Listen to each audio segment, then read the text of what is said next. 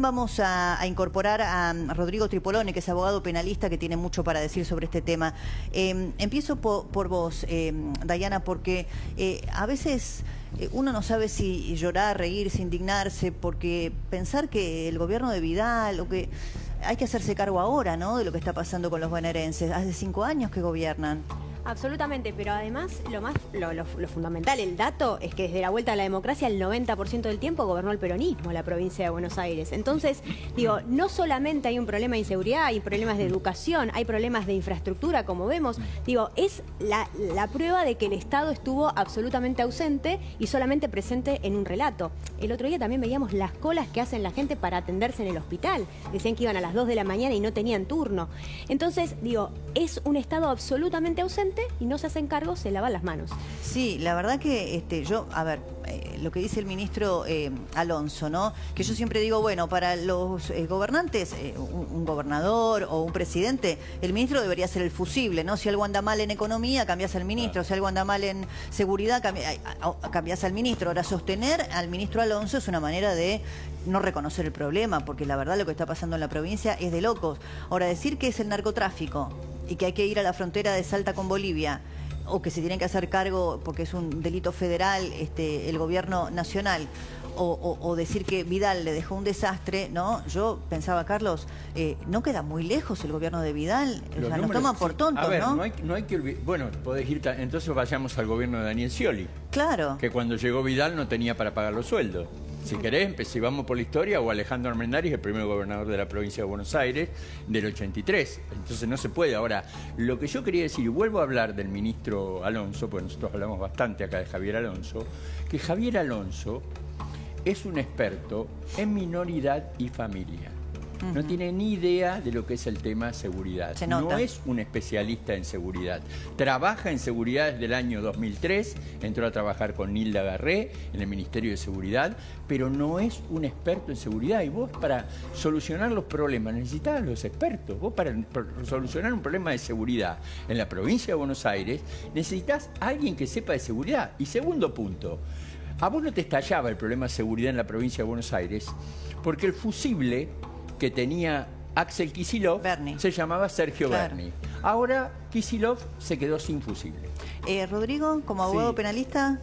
Mira, primero tengo varias cosas para acotar, ¿no? Porque conozco con profundidad lo que está pasando en el conurbano, ustedes saben el reclamo que hay, y agradezco que La Nación Más es el único medio que está cubriendo el acampe que hay en Puente 12, el reclamo de los policías bonaerenses, que Kicillof dice que les están pagando y lo reequiparon y un montón de cosas que no son ciertas, porque un efectivo policial que gana 650.000 pesos es el que tiene que salir a defenderlo en móviles que están totalmente destruidos. La realidad es que hoy destruyeron la fuerza policial, y eso que hicieron con los efectivos de separarlo de la fuerza únicamente fue darle un mensaje: no hablen, porque si no esta va a ser la consecuencia.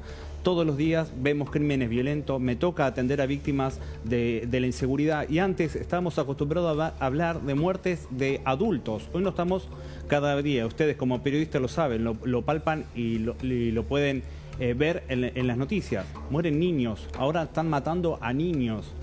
Además, si lo escuchamos decir, como recién dijo el ministro, sobre el tema de que no puede mandar efectivos a controlar la frontera, pero piden gendarmes que lo saquen de la frontera para controlar la inseguridad en el conurbano. O sea, pongámonos de acuerdo, pero también manda patrulleros a Rosario.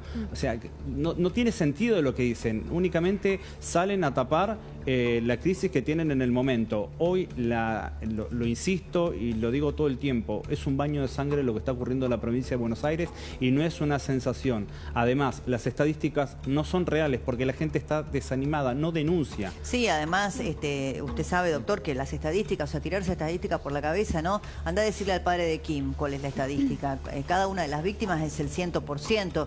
Yo también, otra cosa que me impacta mucho cuando escucho al gobernador hablar de el dinero que le falta, que no se lo envía al gobierno nacional para equipar patrulleros. Él se olvida del tema de la coparticipación, del dinero que le sacaron a la ciudad de Buenos Aires para dárselo a él en el gobierno de Alberto Fernández, y que después hubo una manda de la Corte Suprema de Justicia para la restitución de esos fondos. Totalmente, o sea además de que nos sacaron plata... Hay que decir las cosas como son. Y no saben gestionar, porque no pasa solamente porque no cambian el nombre, es que no tienen la convicción política de querer cambiar las cosas, porque tienen una forma de pensar el rol del Estado muy distinta y políticas equivocadas. O sea, tienen ideas económicas falladas, ideas en lo que hace a la justicia fallada, digamos, todo el tema del garantismo y demás, en seguridad fallada y en educación y en salud también falladas. Entonces, queda a la prueba que después de gobernar la provincia durante los últimos 30 y pico de años, estos son los resultados. O sea, gente que está muriendo, niños matando niños. Eso es lo peor. Sí, bueno, el tema educativo no lo quiero dejar pasar, está muy bien el apunte que haces, Dayana, porque ahora vimos el otro día cómo el gobernador Kicillof decidía quitarle el día a los docentes que paren, ¿no? Primero hay que aclarar, porque todos primero dijeron, ay, qué bien, el gobernador Kicillof de una vez por todas se da cuenta. En realidad es el gremio que para, es un gremio que se opone a Baradel, ¿no? Entonces ahí había un guiño, digamos, de Kicillof hacia Baradel, así que nada de que está defendiendo la educación.